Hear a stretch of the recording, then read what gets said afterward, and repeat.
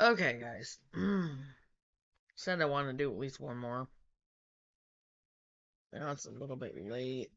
I'm gonna have to try to go to bed soon. So, and I mean to look so irritated in the other video. Just the sinus infection. It's getting there. It's on its way out. It's just coughing and it's just painful.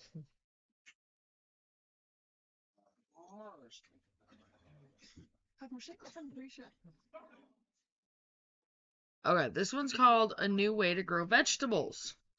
Many vegetable gardeners grow food for their families in the good soil of their backyards. But what if you don't have a backyard? How can you keep the kitchen stocked with ripe tomatoes or fresh greens if all you've got is a patio, deck, or balcony? We've covered this before in the stuff that I read from the urban homestead thing from Homestead Survival Site. What about a garden of containers? Gardeners have, after all, been growing flowers, herbs, and ornamental plants that way for ages. If you can grow pansies or petunias in a pot, why not peppers, peas, or pak choi? In some ways, gardening in containers is easier than gardening in the earth. The garden plots are small and simple to manage. Plants are less likely to be bothered by diseases or pests, and there are almost no weeds. That's the good news. Compared to an earth garden, though, a traditional container garden requires frequent watering. It's probably what the problem was with mine last year, besides all the heat. I tried to keep it watered, plus I wasn't using like distilled water or spring water. Because vegetables tend to be larger plants that grow quickly. They need a lot of water and they need it all the time. The constant watering also creates another problem. All that water coursing through the container takes with it some of the soil's water-soluble nutrients. As a result, container gardeners need to fertilize regularly, and that's another problem. And I figured that it was taking all the nutrients out of the soil.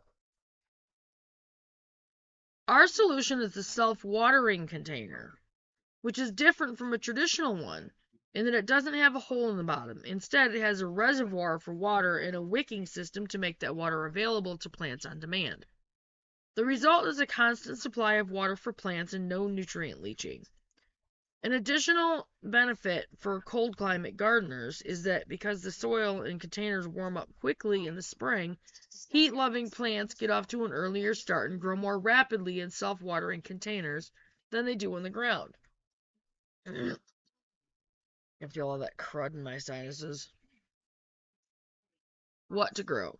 Now, what to grow? And what size container to grow it in? Much of this will depend on the varieties of plants you choose. For instance, you can grow miniature micro tom tomatoes in a window box or hanging planter, but you'll need a large self-watering container with lots of soil capacity to grow a full-size brandywine. Another consideration is how many containers you'll be gardening in this season. If you're starting with just one, you'll be better off with a container with lots of soil space, so that you have room to grow a few different kinds of plants if you choose to. Best of the bunch. Conventional gardening wisdom tells us that although you can grow vegetables in containers, they won't grow nearly as well as they would if they were in the ground. This conventional wisdom is not always true. In fact, many vegetables actually grow better in self-watering containers than they do on the ground. Often these are vegetables that, in addition to thriving on the constant moisture, a self-watering container offers.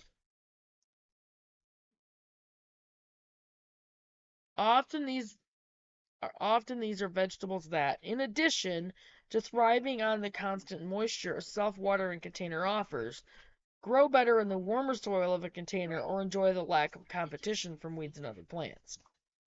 Basil, broccoli, Brussels sprouts, bush beans, cabbage, cauliflower, chard, eggplant, lettuces, onions, pak choi, peppers, and tomatoes. Okay, so that was a new way to grow vegetables. I'm probably not going to do any more tonight because it's getting late. It's going on midnight. Plus, my throat's starting to bother me, so. Anyway, so if any of you are new to our channel, if you've just found the video, these are just little informational videos right now. But we are Faith First Farm and Homestead. We are Scott and Susan Hostler, and we have 12.53 acres down here in Oklahoma.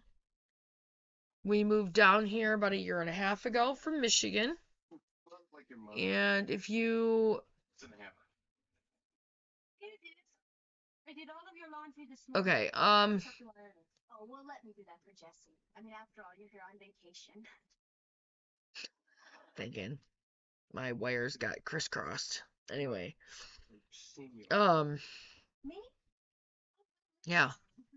Just have to get one of those ironing tables. Oh my goodness. Okay. Yeah. We don't live on the property yet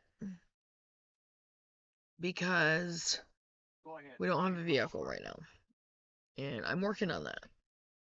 But our goal is to be on the property by this spring.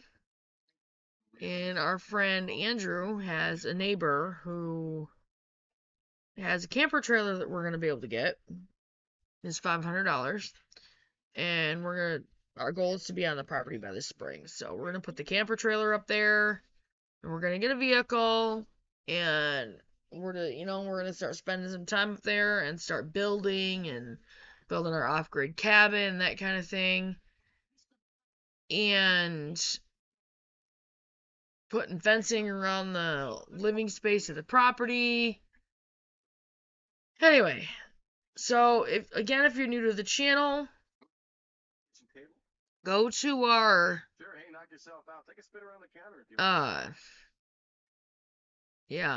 Thanks, Dad. go to our live tab. Sorry, I'm tired. Go to our live tab and click on Faith First is going live.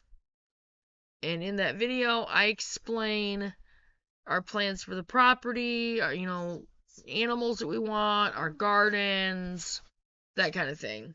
So go ahead and watch that video and go through our videos and explain,